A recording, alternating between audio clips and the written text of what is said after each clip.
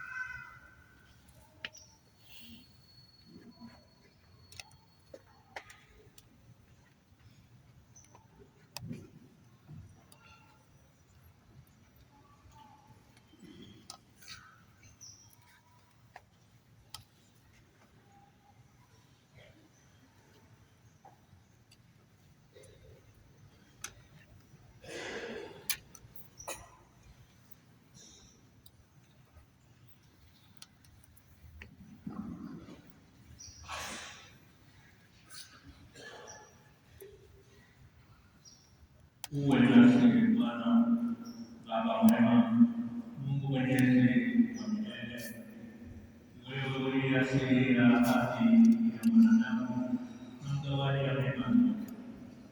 Kwako wewe ulimwengu wote unaimarika, kwako wewe vitu vyote vinaimarika. Wewe ambaye kwa ajili ya kuiunda taifa la kikuhani wawapanga wahudumu wa Kristo mwanao kwa nguvu ya Roho Mtakatifu katika ngazi mbalimbali ndani yake. Ndivyo katika Agano la Kwanza kazi zilianza na kukua kwa namna ya ajabu, na ulipoweka Musa na Haruni utawala na kutakatifuza watu wako, uliwachagua watu katika ngazi na rangi mbalimbali chini yao kwa ajili ya jamii na utendaji wao.